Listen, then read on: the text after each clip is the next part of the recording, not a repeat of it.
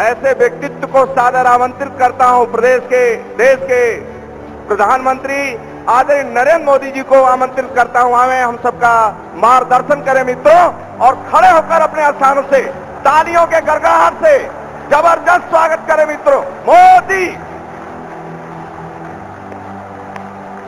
आप देश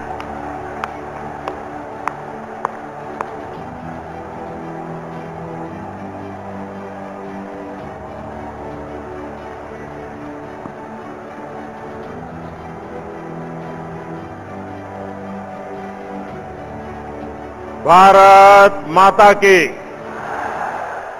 भारत माता की। मंच पर विराजमान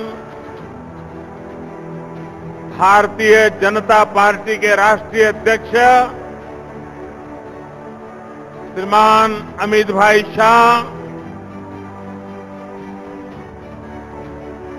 हमारे देश के यशस्वी गृह मंत्री और इसी शहर के प्रतिनिधि श्रीमान राजनाथ सिंह जी,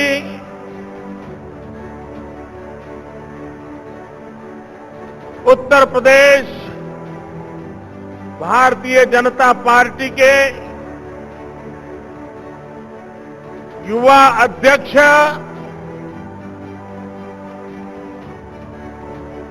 श्रीमान केशव जी मौर्य, मंच पर विराजमान सभी वरिष्ठ महानुभाव और विशाल संख्या में पधारे हुए मेरे प्यारे भाइयों और बहनों,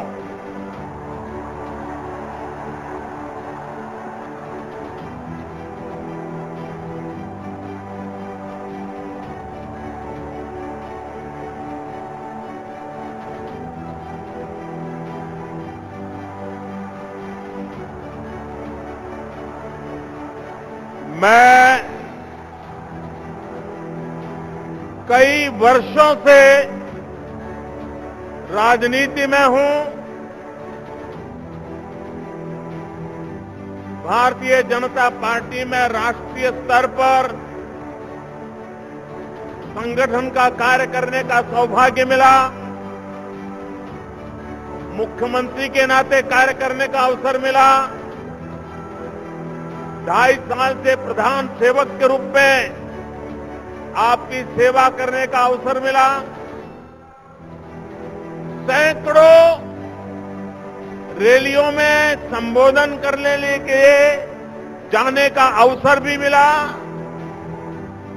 लेकिन मेरे पूरे जीवन काल में इतनी बड़ी रैली संबोधन करने का मुझे सौभाग्य नहीं मिला।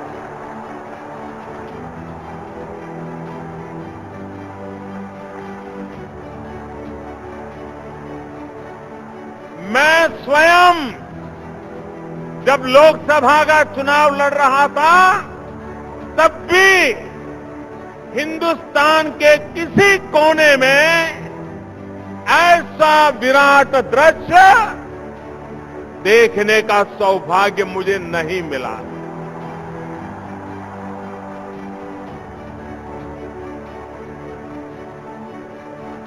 आज सुबह 10 बजे दिल्ली में मेरी एक मीटिंग चल रही थी, तो हमारे एक साथी ने मुझे मोबाइल फोन पर यहां लखनऊ के कुछ पत्रकारों ने जो ट्वीट किया होगा, वो ट्वीट दिखाया। उसमें सारे फोटो थे यहां की भीड़ के। तो मैंने ऑफिस के लोगों को बुलाया। मैंने कहा, भाई कहीं गलती तो नहीं हो रही है? ये 10 बजे इतनी भीड़ आ गई है, हमारी तो 2 मीटिंग बाकी है, निकलने का समय देर से है। जरा लखनऊ फोन करके पूछो कहीं हम तो लेट नहीं हो रहे हैं। 10 बजे से भाइयों बहनों, इतनी बड़ी तादाद में आप हमें आशीर्वाद देने के लिए आए। मैं आपका हृदय से अभिनंदन करता हूं, आपका आभार व्यक्त करता हूं।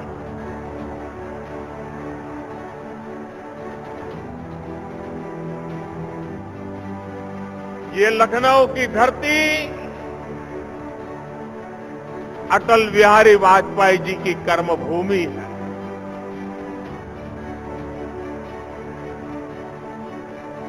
अटल जी जैसे अनेक महापुरुषों ने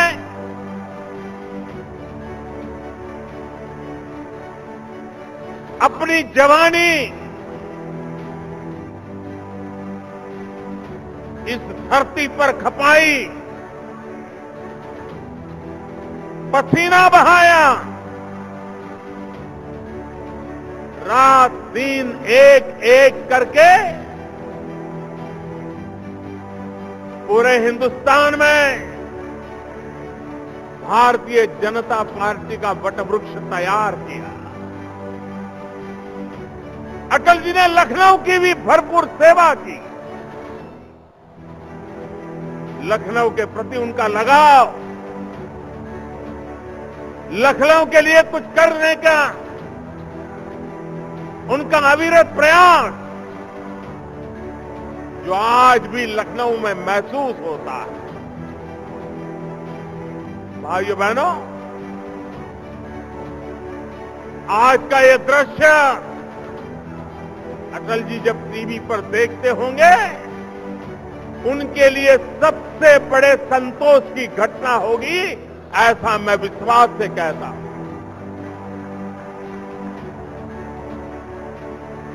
राजस्थान में गवर्नर के रूप में सेवा कर रहे इसी उत्तर प्रदेश के पूर्व मुख्यमंत्री श्रीमान कल्याण सिंह जी अगर आज जयपुर में ये टीवी पर नजारा देखते होंगे तो हम सबको वो वहां से आशीर्वाद देते होंगे।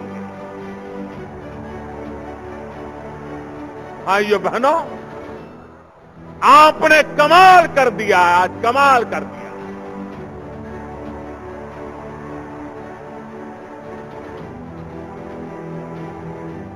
जो पॉलिटिकल पंडित हैं,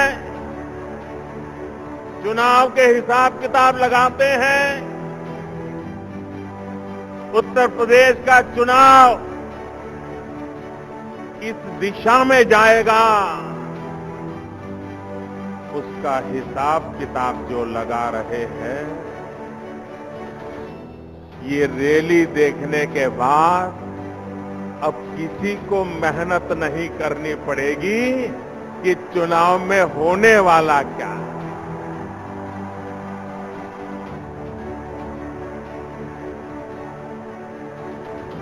हवा का रुख साफ साफ नजर आ रहा है। भाइयों बहनों, उत्तर प्रदेश की सेवा करने का अवसर भारतीय जनता पार्टी को मिला था। 14 साल बीत गए बीच में। आज युग ऐसा है कि सरकार बदलने के 6 महीने में पुरानी सरकार को लोग भूल जाते हैं। लेकिन आज मैं बड़े गर्व के साथ कह सकता हूं, बड़े संतोष के साथ कह सकता हूं कि कल्याण सिंह जी के नेतृत्व में, राम प्रकाश जी के नेतृत्व में, राजनाथ जी के नेतृत्व में भारतीय जनता पार्टी की जो सरकार चली, आज 14 साल के बाद भी उत्तर प्रदेश के लोग उसे याद करते हैं और वर्तमान सरकारों के साथ उसकी तुलना करते हैं।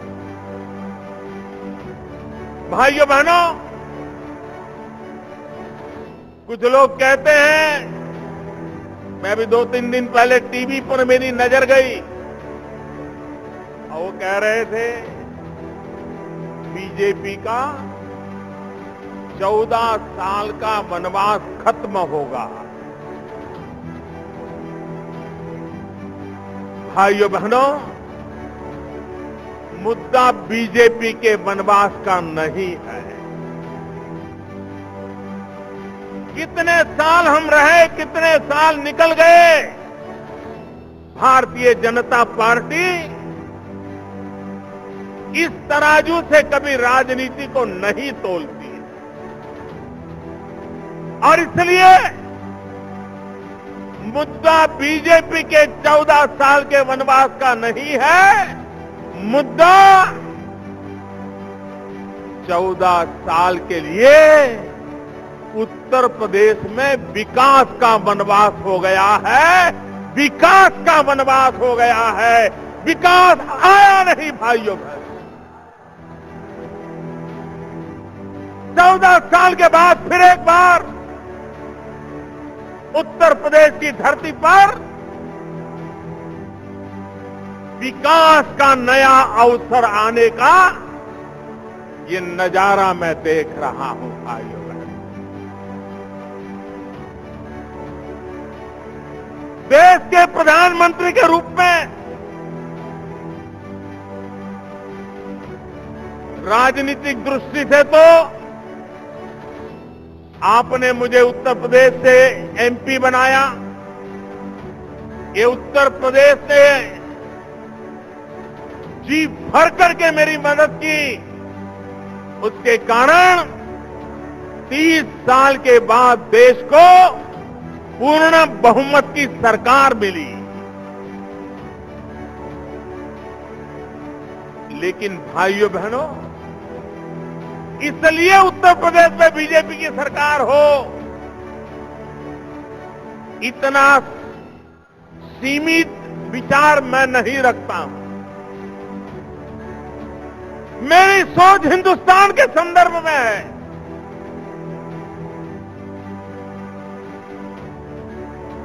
हम चाहते हैं हिंदुस्तान आगे बढ़े। हम चाहते हैं हिंदुस्तान से गरीबी मिटे। हम चाहते हैं हिंदुस्तान से निरक्षरता मिटे। हम चाहते हैं हिंदुस्तान से बीमारी मिटे। भाइयों बहनों, ये हिंदुस्तान का सपना तब तक पूरा नहीं होता जब तक उत्तर प्रदेश में से ये सारी कठिनाइयां दूर न हो। और इसलिए हिंदुस्तान का भाग्य बदलने के लिए पहली शर्त है कि हमें उत्तर प्रदेश का भाग्य बदलना पड़ेगा। और इसलिए भाइयों बहनों, भारत को आगे आगे बढ़ना है तो उत्तर प्रदेश का आगे बढ़ना बहुत आवश्यक है।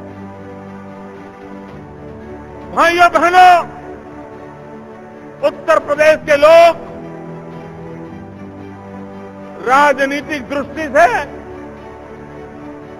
बहुत ही समझ रखने वाले लोग हैं। उनकी विवेक बुद्धि दूध का दूध और पानी का पानी भली भांति अलग करने का सामर्थ्य रखती है। भाइयों बहनों, किसी समय जरूरी रहा होगा जात पात के प्रभाव, किसी समय आवश्यक रहा होगा अपने पराये का खेल। ये सब आप देख चुके हैं। उत्तर प्रदेश की जनता ये सब कुछ सहन कर चुकी है। एक बार मेरे उत्तर प्रदेश के भाइयों बहनों, एक बार अपने पराये से ऊपर उठ करके, जात पात से ऊपर उठ करके सिर्फ और सिर्फ उत्तर प्रदेश के विकास के लिए चुनाव में वोट कीजिए। आप देखिए उत्तर प्रदेश बदलता है कि नहीं बदलता है।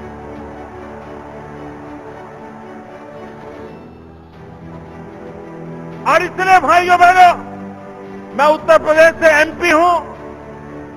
यहां कैसी सरकारें चलती हैं मैंने अनुभव किया है। मैंने कभी सोचा नहीं था कि सरकार ऐसी भी हो सकती है। बहुत पीड़ा हुई है मुझे।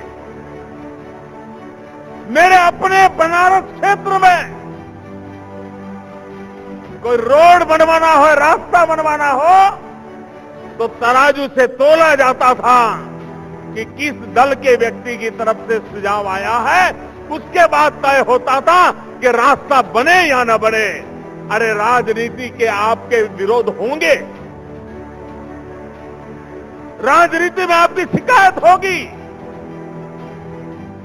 लेकिन रास्ता जब नहीं बनता है तो उस इलाके की जनता को पीड़ा होती है। मेरे सब एमपी दिन रात शिकायत करते थे कि अगर कोई बात बताए कि उत्तर प्रदेश की सरकार करती नहीं है। किसका नुकसान हुआ? क्या यही खेल खेलते रहोगे क्या? भाइयों बहनों, जब से दिल्ली में हमारी सरकार बनी है, उत्तर प्रदेश सरकार को हर वर्ष फाइनेंस कमीशन के माध्यम से 1 लाख रुपया जितनी रकम खर्च करने के लिए ज्यादा मिली। 1 लाख करोड़ रुपया कम नहीं होता है। 2.5 साल में 2.5 लाख करोड़ रुपया। भाइयों बहनों, अकेले दिल्ली सरकार के पैसों का अगर सही उपयोग हुआ होता तो आज उत्तर प्रदेश कहां से कहां पहुंच गया होता। लेकिन भाइयों बहनों, यहां पर विकास इनकी प्राथमिकता नहीं। मैं मेरे किसान भाइयों को कहना चाहता हूं, क्या कारण है कि गन्ना किसानों के पैसे इतने सालों तक लटके रहे? हम जब आए तब 20-22 हजार करोड़ रुपया बकाया था। दिल्ली सरकार ने, हम लोगों ने बैठ करके योजना बनाई। परिणाम ये आया कि पुराने बकायों में बहुत एक मात्रा में हम किसानों को पैसा चुकता कर पाए। भाइयों बहनों, उत्तर प्रदेश की सरकार कोई जिम्मेवारी लेने को तैयार नहीं। हाथ ऊपर कर देना और उधर जाकर के किसानों को भड़काना। भाइयों बहनों, 2 दलों के बीच में राजनीति हम समझ सकते हैं, लेकिन राज्य की जनता के साथ राजनीति नहीं होनी चाहिए। देश की जनता के साथ राजनीति नहीं होनी चाहिए। दलों की राजनीति दलों तक सीमित होनी चाहिए। लेकिन भाइयों बहनों, विकास के आड़े भी जब राजनीति आती है, अपने पराये का भाव आता है, तो विकास रुक जाता है और जनता पिछड़ती चली जाती है। और इसलिए भाइयों बहनों, आप मुझे बताइए, हमारा किसान इतनी मेहनत करे, धान की पैदावार करे, दिन रात लगा रहे, लेकिन जब बाजार में धान आए, दिल्ली सरकार मिनिमम सपोर्ट प्राइस तय करे, राज्य सरकार को कहे कि आप धान की खरीदी कीजिए, भारत सरकार अपनी जिम्मेवारी उठाएगी। आज मुझे दुख के साथ कहना है, मेरे किसान भाइयों बहनों, भारत सरकार से पूरी मदद मिलने के बावजूद भी ये उत्तर प्रदेश की सरकार को किसानों के धान की खरीदी की फुर्सत नहीं है। हमने इस बार पल्सेस में, दाल में सरकार की तरफ से बहुत मदद की ताकि हमारा किसान इतनी बड़ी मात्रा में दाल की पैदावार करे ताकि विदेशों से दाल लानी न पड़े, गरीब को दाल महंगी न पड़े। और मेरे देश के किसानों ने और फसलों को छोड़ करके दिल्ली सरकार के कहने पर दाल की बुआई की, दाल की पैदावार हुई। लेकिन ये उत्तर प्रदेश की सरकार है, उसे भी खरीदने को तैयार नहीं है। भाइयों बहनों, किसानों की ये हालत हमें मंजूर नहीं है। ये स्थिति बदलनी चाहिए और स्थिति बदलने के लिए परिवर्तन आवश्यक है। और इसीलिए ये परिवर्तन यात्रा लेकर के पूरा उत्तर प्रदेश एक संकल्प के साथ निकल पड़ा है। भाइयों बहनों, आप मुझे बताइए, इस देश से भ्रष्टाचार खत्म होना चाहिए कि नहीं होना चाहिए? पूरी ताकत से बताइए, भ्रष्टाचार खत्म होना चाहिए कि नहीं होना चाहिए? भ्रष्टाचार के खिलाफ लड़ाई लड़नी चाहिए कि नहीं लड़नी चाहिए? काला धन जाना चाहिए कि नहीं जाना चाहिए? काला धन खत्म होना चाहिए कि नहीं होना चाहिए? अब देखिए, देश देख रहा है।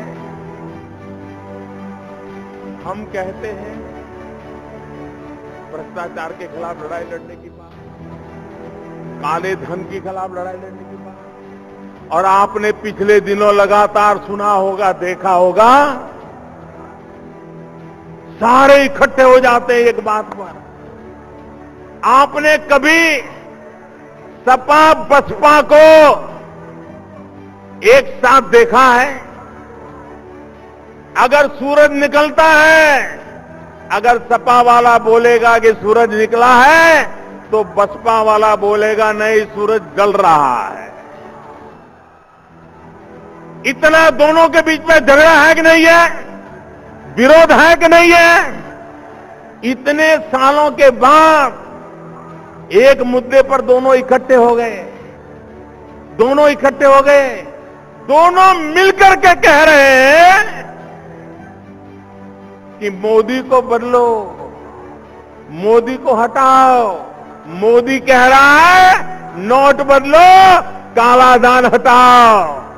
निर्णय आपको करना है, निर्णय आपको करना है भाइयों बहनों। हाँ, वो कहते हैं मोदी हटाओ, मैं कहता हूं काला धन हटाओ। वो कहते हैं मोदी हटाओ, मैं कहता हूं भ्रष्टाचार हटाओ। देश की जनता को तय करना है कि हमें क्या करना है।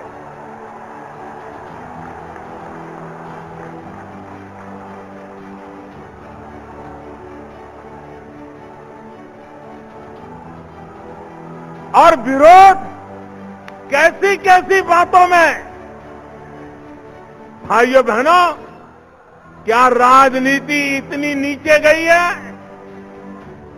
हमें तो आज इस पार्क में आकर के भीमराव आंबेडकर को प्रणाम करना, रमाबाई को प्रणाम करना, हमें गर्व महसूस होता है। लेकिन भाइयों बहनों, अभी 2-3 दिन पहले हमने एक आर्थिक कारोबार के लिए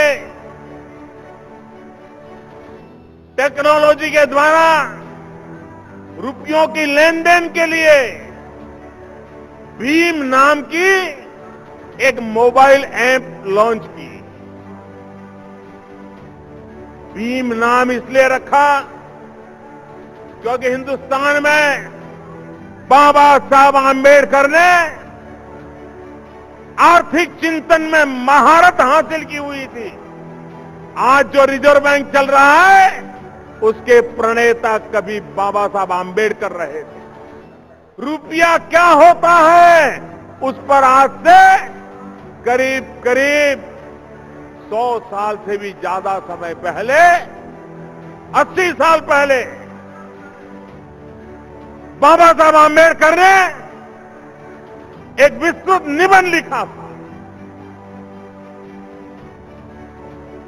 इतने लंबे समय पहले जिस महापुरुष को हिंदुस्तान के रुपये का ताकत का पता था, बैंकिंग व्यवस्था का पता था, आर्थिक कारोबार का पता था, क्या हिंदुस्तान के भविष्य का आर्थिक कारोबार उस भीम के नाम से चले तो किसी के पेट में चूहे क्यों दौड़ रहे हैं, मुझे समझ नहीं आ रही।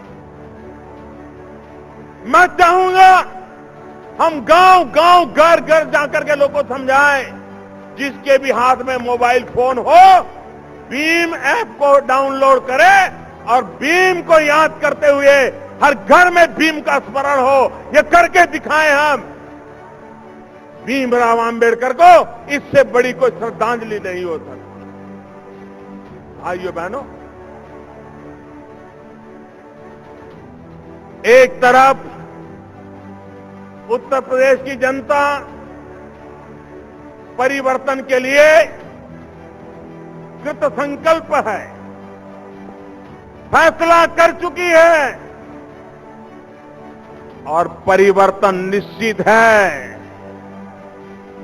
भाइयों बहनों,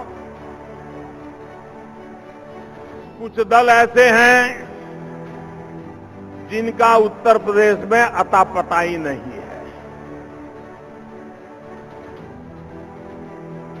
एक दल ऐसा है जो अपने बेटे को प्रस्थापित करने के लिए पिछले 15 साल से कोशिश कर रहा है, लेकिन अभी तक कहीं दाल गलती नजर नहीं आ रही। दूसरा दल ऐसा है,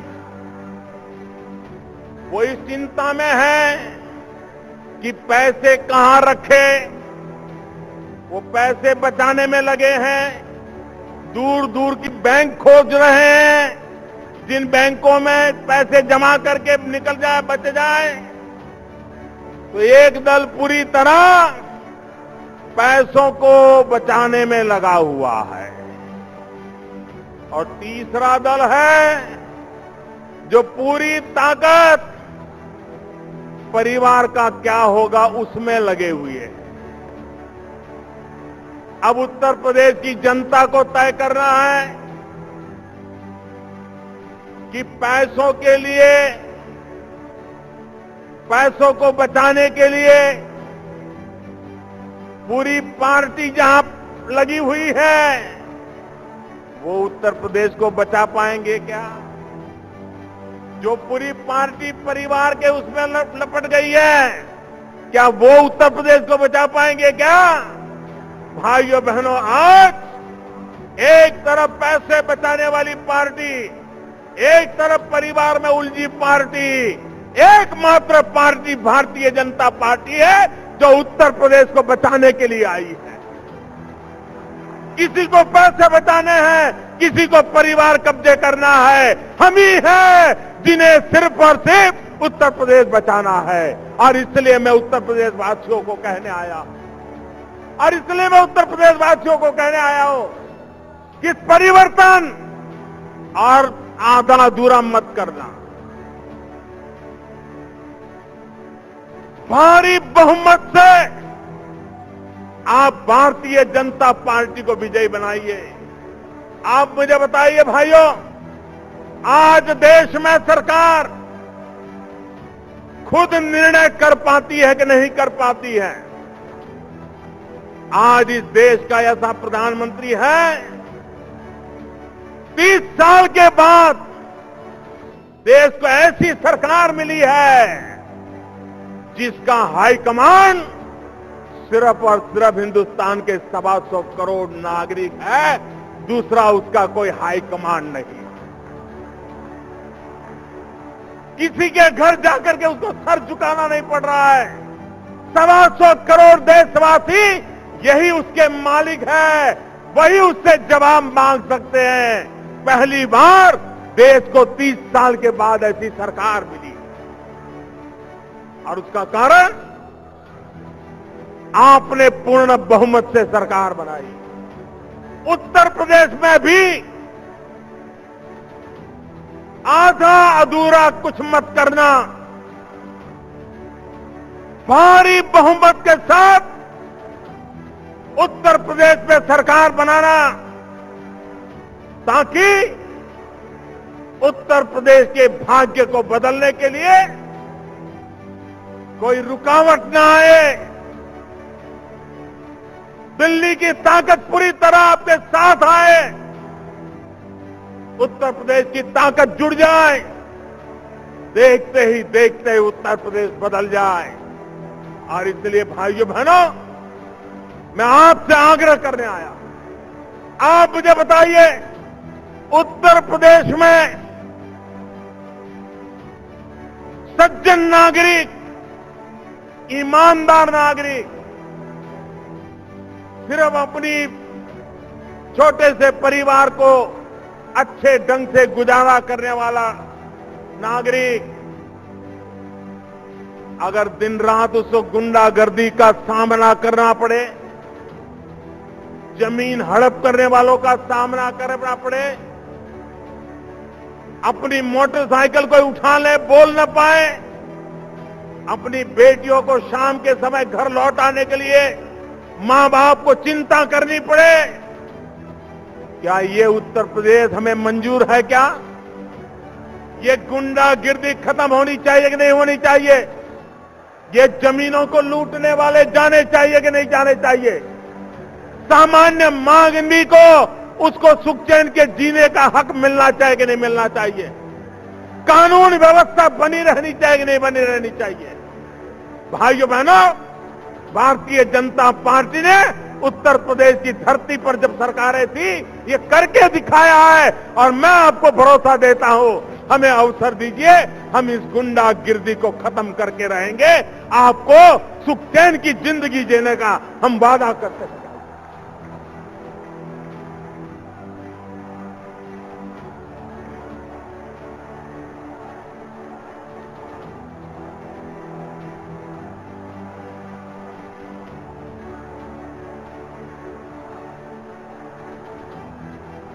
अभी 2 दिन पहले नववर्ष प्रारंभ होने से पहले मैंने दूरदर्शन के माध्यम से देशवासियों को संबोधित किया। जो भी धन जमा हुआ है, मैंने पहले ही कहा था, ये सरकार गरीबों को समर्पित है। और जब मैंने 50 दिन के बाद गरीबों के लाभ के लिए योजनाएं बनाई, गरीबों के घर के लिए योजना बनाई, प्रसूता माताओं के लिए योजना बनाई, गांव के विकास के लिए योजना बनाई, छोटे छोटे कारोबारियों का कारोबार अच्छा चले उसके लिए मदद की योजना बनाई। कुछ लोगों को इससे भी तकलीफ हुई, मोदी पैसा ले ले तो भी वो परेशान, और मोदी गरीबों को पैसे दे दे तो भी परेशान। इनकी परेशानी भाइयों बहनों इस बात की है कि इनकी कुर्सियां हिल रही है, कुर्सियां हिल रही है, इसलिए इनको परेशानी हो। ये इररिलेवेंट हो गए हिंदुस्तान की राजनीति में, ये विरोधवाद करते करते इररिलेवेंट हो गए हैं, और इसलिए वो अपनी जमीन खोज रहे हैं, और इसलिए विरोध का रास्ता अपनाने जा रहे हैं। भाइयों बहनों, देश भली भांति इनको पहचान गया है। देश कभी भी ऐसे लोगों को माफ करने वाला नहीं है। और मैं देशवासियों को कहना चाहता हूं, भ्रष्टाचार, काले धन के खिलाफ ये लड़ाई कभी रुकने वाली नहीं है। हम जड़ मूल से उसको उखाड़ करके रहने वाले हैं। ये गरीबों को लूटा गया है, ये गरीबों को लौटाने के लिए हमने ये बीड़ा उठाया है। ये मध्यम वर्ग के लोगों का शोषण किया है, उस शोषण को रोकने के लिए हमने इतनी बड़ी लड़ाई को छेड़ा है। और इसलिए भाइयों बहनों, हमें उत्तर प्रदेश में भी आशीर्वाद चाहिए, आपके आशीर्वाद चाहिए।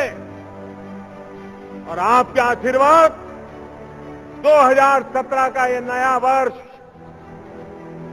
और मुझे पहला 2017 का मेरा पहला कार्यक्रम सार्वजनिक रूप में मेरे उत्तर प्रदेश में आकर के उत्तर प्रदेश वासियों के आशीर्वाद के साथ आगे बढ़ने का अवसर दे रहा है। इससे बड़ा मेरा सौभाग्य क्या होगा। और इसलिए भाइयों बहनों, मैं एक बात और कहना चाहूंगा, विशेषकर भारतीय जनता पार्टी के कार्यकर्ताओं को कहना चाहूंगा और दलों के लिए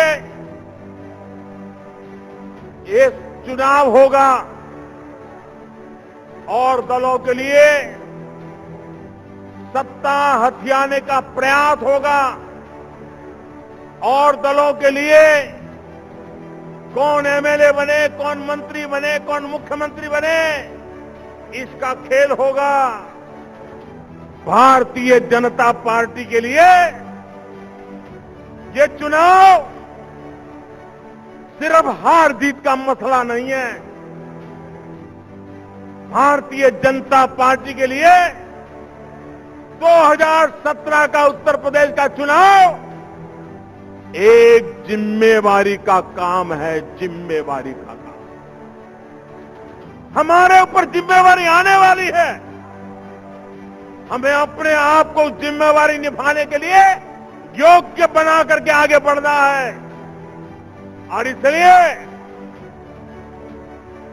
बहुत बड़ी जिम्मेवारी, और उत्तर प्रदेश की जिम्मेवारी सिर्फ उत्तर प्रदेश से नहीं, उत्तर प्रदेश का प्रभाव पूरे हिंदुस्तान पे होता है। एक प्रकार से हिंदुस्तान को बदलने की नींव ये उत्तर प्रदेश में पड़ी हुई, उस जिम्मेवारी का चुनाव है। और इसलिए इसे हार जीत का चुनाव मत बनने देना, उसे जिम्मेवारी का चुनाव बनाना। और जिम्मेवारी का चुनाव बनाना मतलब सामान्य मानवी को तकलीफों से मुक्त करने की जिम्मेवारी। जिम्मेवारी का मतलब है सामान्य मानवी के सपनों पूरा करने के लिए रात दिन मेहनत करने की जिम्मेवारी।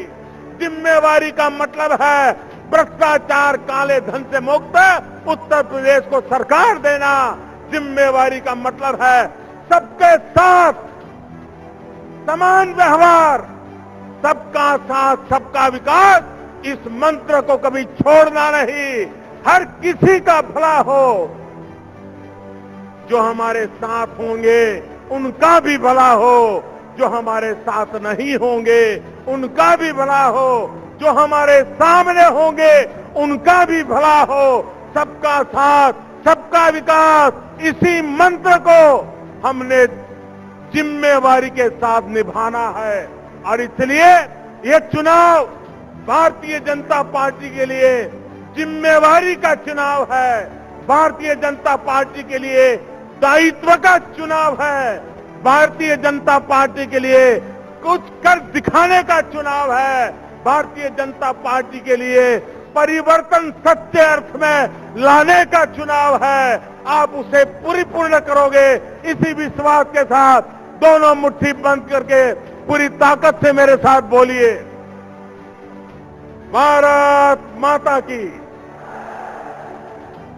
भारत माता की, भारत माता की।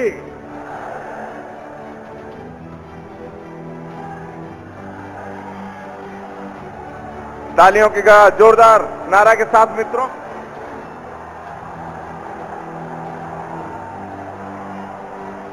નરેન્દ્ર મોદી ઉત્તર પ્રદેશના લખનૌમાં પરિવર્તન રેલીને સંબોધિત કરી. જ્યારે હું કેટલાય વર્ષોથી હું રાજનીતિમાં છું અને મારા કાર્યકાળની આ સૌથી મોટી રેલી છે તેવું પણ નરેન્દ્ર મોદીએ સંબોધનમાં જણાવ્યું.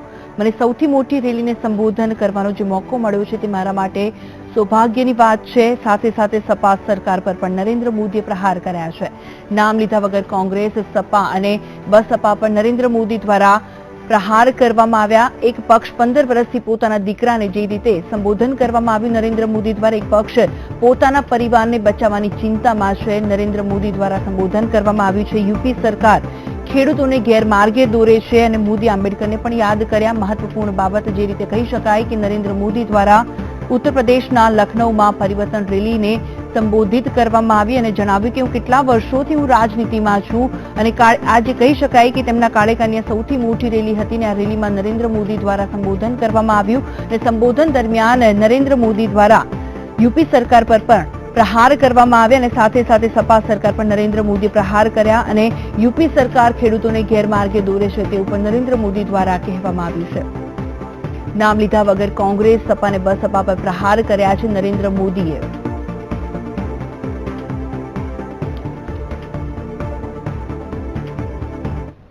અને